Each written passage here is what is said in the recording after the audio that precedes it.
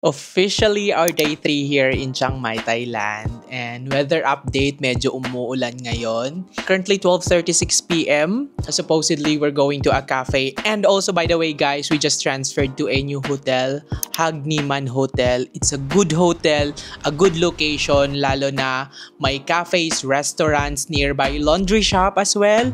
And also yung hotel mismo, napakaganda ng room, complete amenities, at mura din siya. Kung mabubook mo yan sa Klook, it's around 2,000 plus only, and that's already for 2 persons. So we were able to check in as early as 11:45, but the regular check-in or the standard check-in time is 2 p.m. pa. Singit ko na lang din pala kasi I was not able to discuss it sa first day sa pre-travel requirements pag pupunta kayo ng Thailand. Ang una is yung Thailand Digital Arrival Card. Guys, this is how you fill out a Thailand Digital Arrival Card. All you have to do is search this on Google, tdac.immigration.go.th. Pindutin mo lang yung Digital Arrival Card and it will ask you personal information, family name, your first name, middle name, passport, nationality, personal information naman. So, birth year, lagay din yung occupation, gender, visa number. Since Philippines is visa-free, no need for you to ask for that. Country of residence, same din. City of residence, tapos yung phone number, continue lang. Date of arrival, check yung boarding pass nyo kung ano yung date of arrival and time of arrival. So, kung ano yung information or details na meron dun sa passport mo, dapat nagmamatch siya dito sa mismong arrival card mo para walang conflict sa pagdating mo dun mismo sa Thailand. So, country or territory where you boarded, Philippines as well. Purpose of travel, holiday.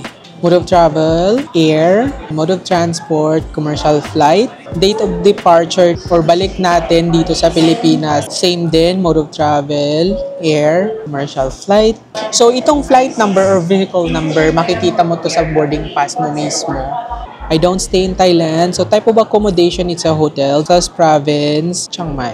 Actually, yung district or area, hindi naman siya required. So, yung address, ilalagay mo yung mismong hotel na yan. Yan. So, continue lang. And then, health declaration. Then, preview. So, double check ulit yung information na nilagay mo lahat. And very important, email address. And then, submit.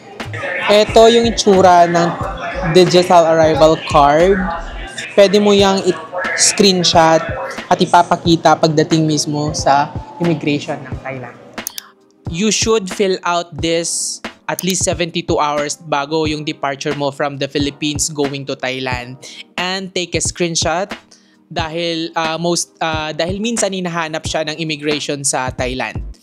And also, you should have the right email address associated dun sa pag-fill out mo ng TDAC kasi marireceive mo yung mismong code sa email na yon.